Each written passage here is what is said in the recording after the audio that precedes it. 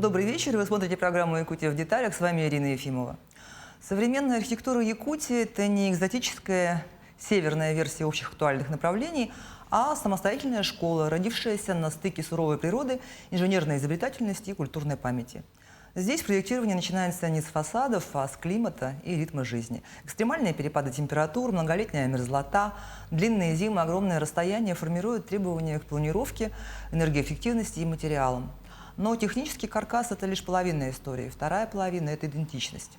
О том, в чем она заключается, как она сохраняется и приумножается, как сегодня меняется облик больших и малых городов нашей республики, не только городов, наверное, и сел, и поселков, мы поговорим с моей сегодняшней гостью Любовью Попок, руководителем управления архитектуры и градостроительства при главе Республики Саха-Якутия. Добрый вечер. Добрый вечер.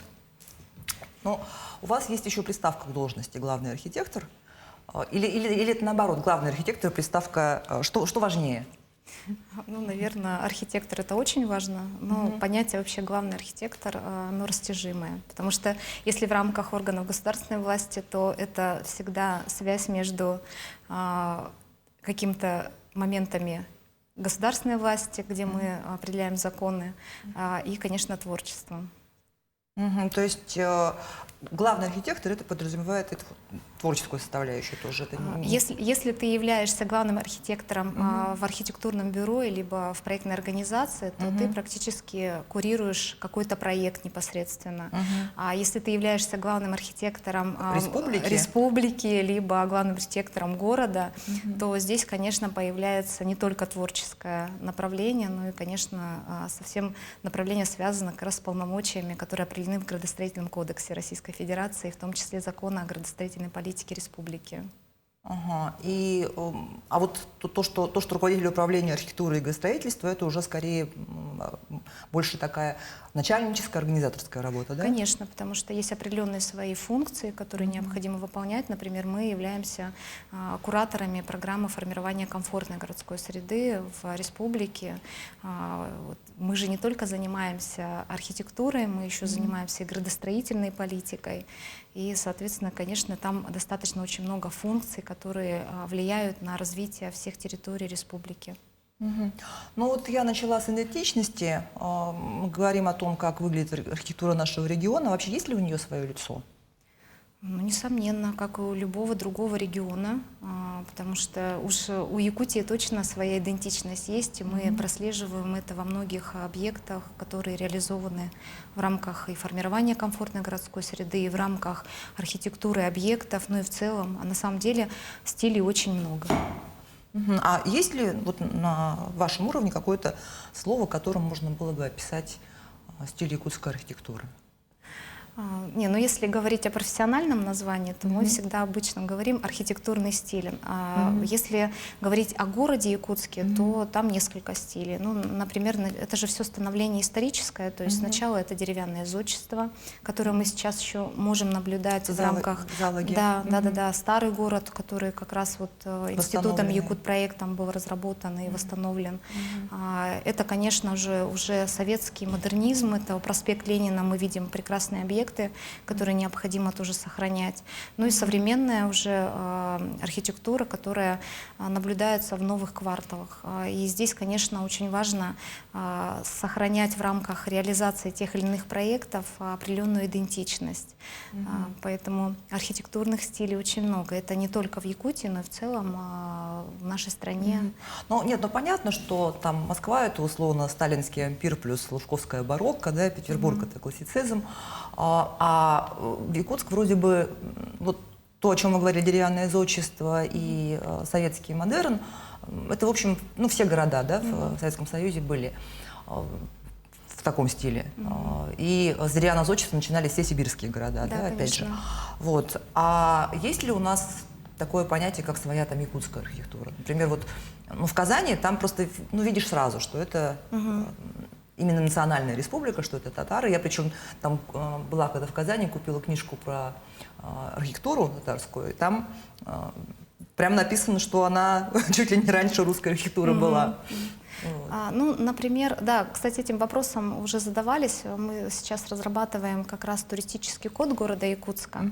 И, конечно, основная задача не только выстроить маршруты и границы этой территории, а вот как раз зафиксировать первое впечатление человека, который только появляется, только приехал в Якутск, и с какой-то такой картинкой для себя он должен уехать.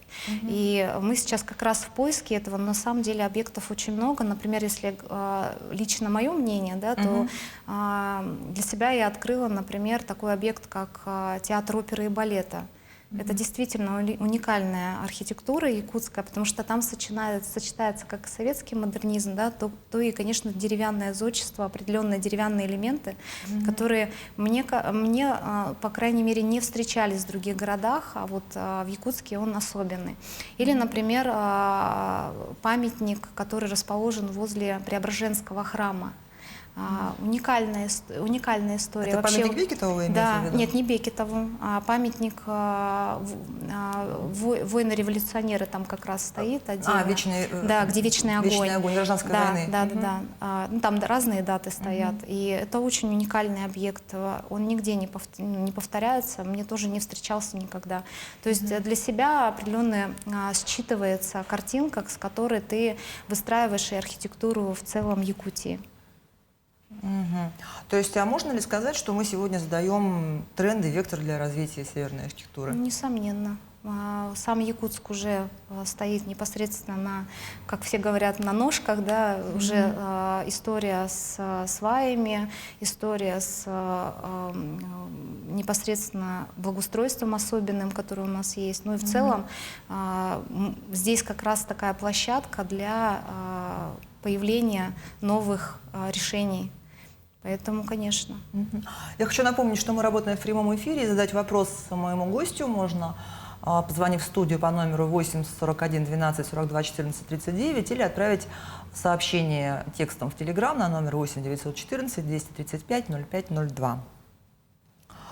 Многие эксперты сегодня говорят о том, что архитектура – это некая совокупность социальных, политических, экономических проблем, которые нужно решать вместе. Вот, так ли это, на ваш взгляд? Ну, сейчас уже вообще само понятие архитектура, она уже не та, которая ранее принята. Мы всегда обычно, нам кажется, что архитектура — это про здания, про какие-то отдельные объекты, про благоустройство, но на самом деле это уже само понятие комфортная среда, изменение облика городов, она подразумевает как раз восприятие, позицию социальную, эффекты экономические. Например, мы сейчас очень много работаем с мастер-планами городов и поселков, и, конечно же, мы понимаем, что за каждым объектом, за каждым функционалом должен быть определенный эффект.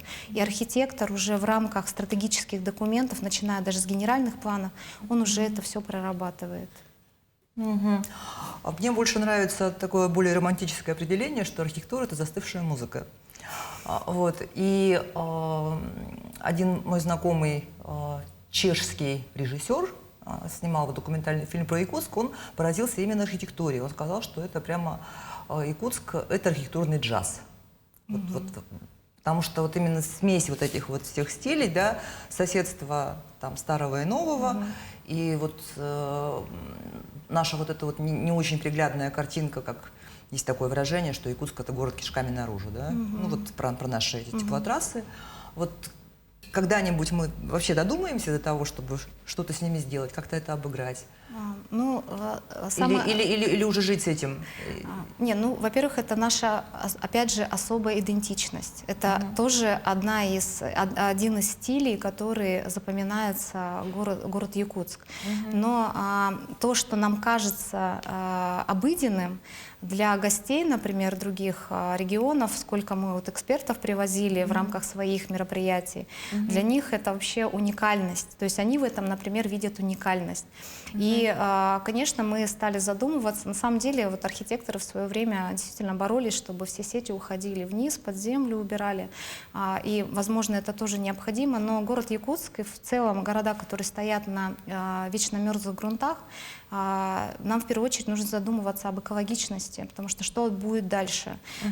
Климат меняется, мерзлота тает, и в этих условиях мы должны в первую очередь понимать, что это необходимость для наших городов все-таки максимально не трогать природу, а как-то попытаться с ней совместно в гармонии жить. И вот буквально вот мы недавно на Архмоскве, там очень такая интересная тема была, суть, мы этот вопрос и затронули и рассказали, что, наоборот, показали, что это наша суть, это наша идентичность, но мы хотим к ней обратиться совсем с другой стороны. И мы объявили конкурсы российские, сейчас как раз вот заявки все приняли, и приступаем к работе. И наша задача показать, как же сети могут быть в среде. То есть что можно с ними сделать, тем более у нас есть национальный проект «Инфраструктура для жизни», в нем есть понятие как модернизация инженерных сетей, и вот мы хотим в рамках этого конкурса как раз проработать вот эти варианты, которые могли бы показать, что это не отрицательные какие-то нашего города, а наоборот, это то, на что необходимо опираться и с этим жить и работать. Ну, я вот помню, был проект Артемия Лебедева, по-моему, предлагала просто раскрасить в разные цвета. Разные варианты были. Кстати, вот как раз объект, который идет на Вилюйский тракт, такие огромные, да, сети, для гостей всегда первое впечатление это, что это арт-объект. Они все время спрашивают, а что это за арт-объект такой классный? Это первое впечатление гостей на самом деле, потому что действительно исполнение очень интересное, качественное и совершенно никак не влияет на облик, в принципе, в целом той территории. То есть это как-то, они как-то так хорошо там разместились, что сильно не влияют. Поэтому мы как за основу тоже этот объект берем и прорабатываем. Поэтому на самом деле, чем сложнее природные условия, либо климат, который на сегодня у нас есть, тем интереснее решения получаются. Архитекторы это любят. То есть сложная задачка такая, Конечно, со звездочкой. конечно. Но республика у нас неоднородная, и вечная мерзлота тоже не везде. Да. Поэтому вот что-то еще может объединять, помимо, ну, потому что у нас тут свои теплотрассы, ну, скажем, на юге Якутии там и Ну, на самом деле, совершенно все по-другому. Нет, на самом деле же, наоборот, мы говорим о том, что наш регион, во-первых, самый крупный регион в стране, и он очень разнообразен, как по своим природным, по климатическим условиям, по архитектуре в том числе, да, поэтому объединяют настолько люди, то есть уникальность людей, которые живут в Якутии, уникальность их креативности, творчества. Одни из самых творческих людей — это, конечно же, Якутия. И, по сути, человек выстраивает ту архитектуру, которую мы и видим по результату.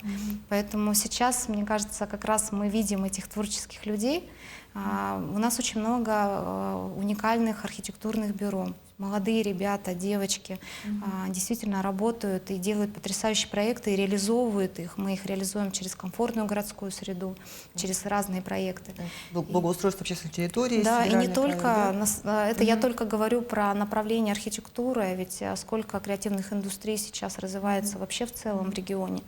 И вот за счет как раз человеческого потенциала мы и меняем облик городов. Ну, один из самых таких громких проектов управления, который на всех этапах существования вызвал много толков и пересудов, и в том числе и в нашей студии, это проект реконструкции площади Ленина. Да? Вот. Как сегодня эта площадь в рамках городского пространства существует, прижилась? Ну, во-первых, мы видим огромное количество людей в теплое время, там постоянно находится. Кстати, был даже такой момент, когда мне сказали, что, обратите внимание, интернет момент после 6 часов вечера прям сильно провисает, потому что, видимо, достаточно большое количество пользователей находится на площади, вот именно в этой точке. А так, конечно, объект был нелегкий, очень достаточно сложный в реализации, потому что и площадь большая, и элементы очень такие сложные были. Но мне кажется, что эффект получился хороший, потому что уже сам факт, что люди туда приходят, и социокультурное наполнение. Ведь мы видим, там разные сообщества появляются, периодически какие-то мероприятия проходят, ребята даже умудряются спортом там-то заниматься. Если общественное пространство объединило такое количество людей, значит, у нас все получилось. Но вот этот вот полукруг, как он называется правильно? Булгунях. Как? Булгунях. Булгунях. То есть сначала казалось, что там должно быть, ну, какой-то функционал должен быть заложен. Вот, Он заложен. Что там? В дальнейшем там можно будет отдыхать, располагаться. То есть сейчас просто ему нужно дать время. Мы сейчас изучаем... То есть проект еще не воплощен окончательно, Он да? воплощен, просто необходимо дать времени газону восстановиться, и тогда уже будет возможность людям туда, открытая, доступная территория будет. Это вот под ним или Нет, над ним. над ним. А под ним, конечно, большой функционал. Фонтан, который действует в течение летнего времени, это вот благодаря как раз внутреннему функционалу данного объекта. То есть, когда мы видим световые эффекты, когда мы видим музыкальные эффекты, либо сопровождение чего-то, это вот как раз этот функционал и там внутри есть. А то, что вот на сегодня, пока люди не могут, жители, зайти на сам газон, я еще раз объяснюсь, потому что очень сложная история с газоном в Якутии, и тем более с нашим климатом. И в целом для газона необходимо время для того, чтобы он восстановился. Ну, кстати, о звуковом сопровождении, вот вопрос от зрителя, кто регулирует музыку на площади Ленина. Вряд ли это к вам вопрос, но вот мешает. Ну, смогу ответить. Значит, у нас эксплуатирует данный объект СЭТО. Это служба эксплуатации как раз, да, и они и территорию убирают, и за безопасность отвечают, но музыку, конечно, включают, но вроде бы жалоб не было, мы всегда работаем с сообщениями, когда жители обращаются, если есть такая проблема, можно просто обратиться, и этот вопрос отрегулируют. Какие проекты из последних вот можно по республике вспомнить, отметить? Ну, конечно же, это 3 объекта в городе Якутске, которые были реализованы в рамках мастер-плана. Как раз мы площадь рассказывали, да, набережная озера Дмитриева, набережная Романа Дмитриева и набережная озера Сайсары. Это вот то, что по Якутску 3 объекта. А в целом по республике, ну, самый уникальный объект для нас — это набережная Вилюйски, Поющие пески. Он был реализован просто вот как по картинке. Ребята даже сравнение делали, что действительно получилось как по картинке. И объект очень достаточно большой. Во-первых, он был реализован в рамках всероссийского конкурса «Малые города. Исторические поселения». Проект сам набрал максимальное количество баллов, и вот в этом году очень успешно был реализован. Есть у нас, конечно, объекты, которые реализованы были в небольших населенных пунктах, тоже набережные, это и Хоро, и Хамагата, то есть достаточно много объектов реализовано. Хороший проект в Валдане, парк, но это вот буквально объект 23-24 года. На самом деле мы все объекты стараемся делать уникальными, идентичными, интересными, потому что они реализуются благодаря жителям, которые участвуют в голосовании, которые принимают вообще полную, как бы, активное участие в реализации.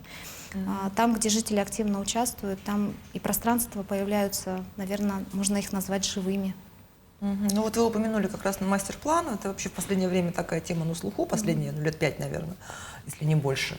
Мы видим на примере Якутска, на примере Нерингри, но вот я, например, с удивлением узнала, что мастер-план есть у Тикси, например. Вот, какие там будут приниматься? Ну, первая победа по мастер-плану Тикси — это победа в всероссийском конкурсе. В этом году Тикси участвовала с проектом и привлекла целых 100 миллионов рублей. И со следующего года у нас начнется реализация общественного пространства. Задач стоит так же много, как и в городе Якутске и в Нерингри. Это и социальные объекты, и жилье, и модернизация инфраструктуры, потому что сейчас очень активное внимание уделяют и арктическим территориям.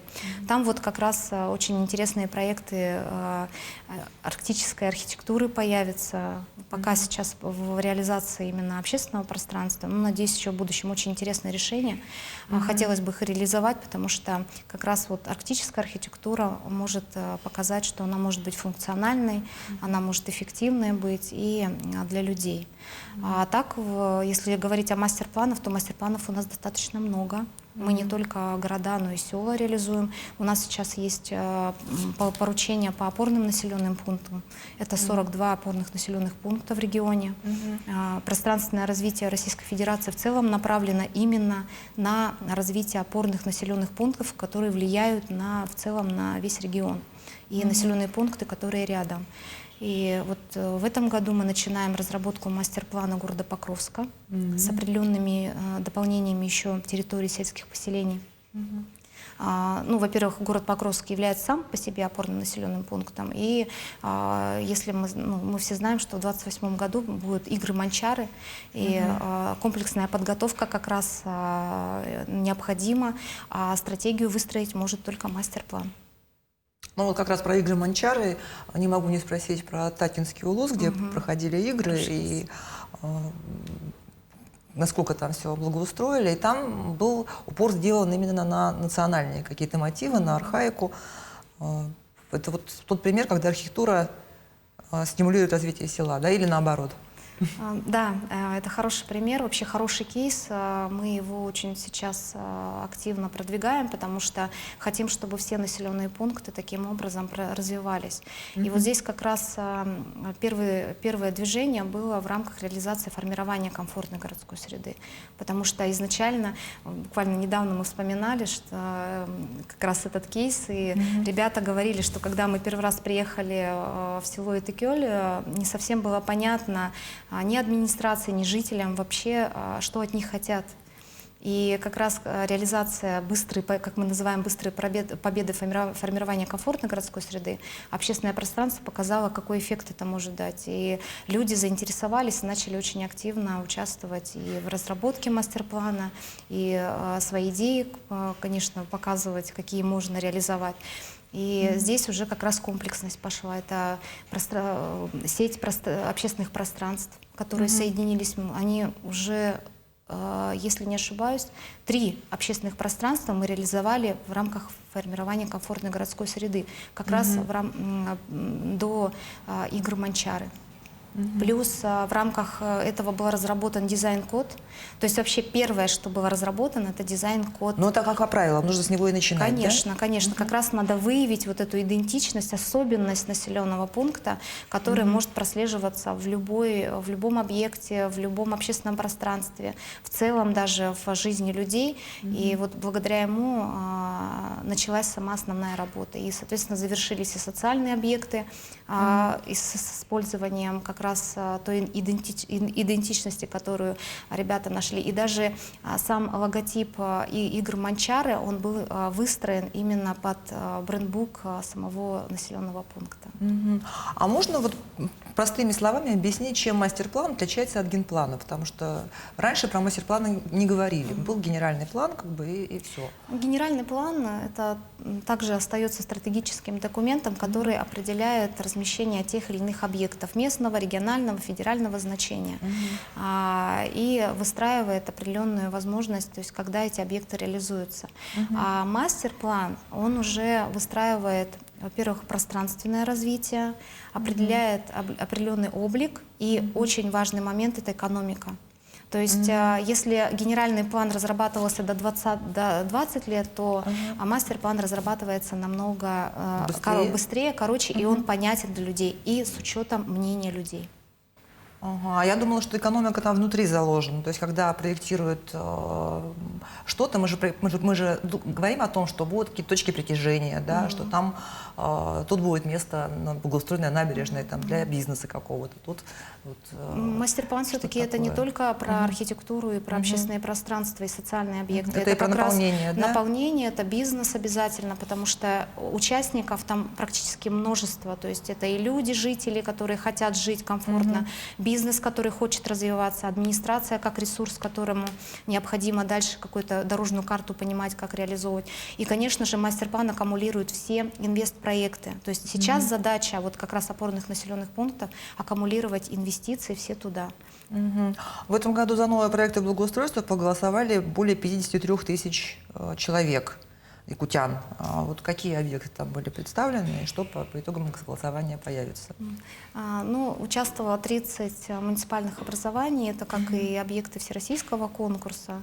У нас география большая, я замучусь вам рассказывать, кто именно. Но это обязательно, конечно, участники города наши, обязательно они участвуют в голосовании. Да. Это 13 городов, они всегда участвуют. Мы стараемся расширять и сельские территории. Есть постоянно активные участники. Горные, например. Горные, да? ну, горные это вообще отдельная история. У них сеть общественных пространств очень большая, и они всегда подают заявки. Но всегда остается проблема, а как же эксплуатировать их. И вот сейчас как раз мы работаем с муниципальными образованиями по выбору правильной территории. Ну, то есть муниципалитеты должны быть тоже сами заинтересованы, Конечно, да, в да. том, чтобы у них появлялась... Ну, на самом деле, самое важное – это инициатива от населения. А администрация, все-таки, я считаю, он как инструмент возможный, который, вот эта связующая нить, которая может реализовать пожелания людей. А все-таки инициатива должна исходить от населения. Поэтому здесь я считаю, что если есть инициатива, как раз голосование и показывает эту инициативу жителей, нам необходимо в первую очередь учитывать их мнение, администрация должна уже дальше продвигать их пожелания. Ну а наша задача помочь им.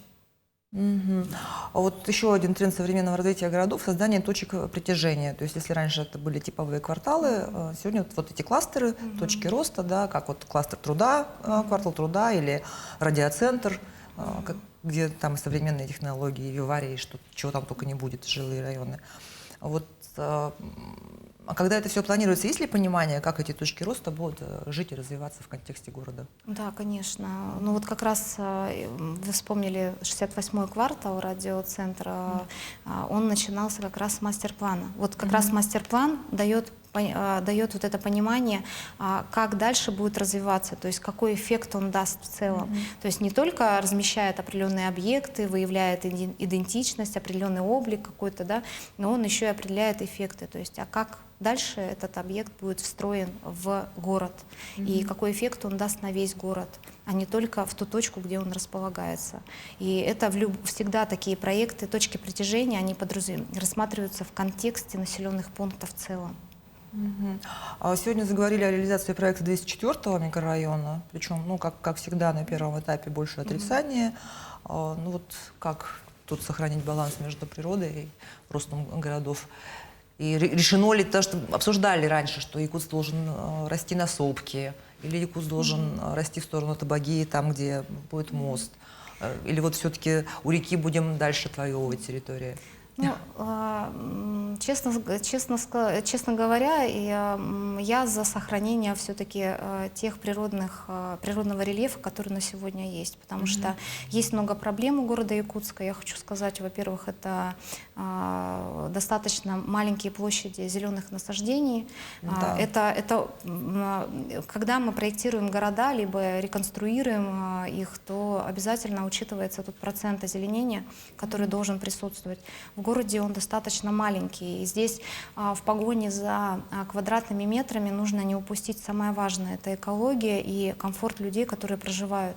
И все-таки не будем забывать, что Зеленый Луг является легкими для города Якутска, с уникальной не только природой и фауной, но еще и сообществ, которые там появляются.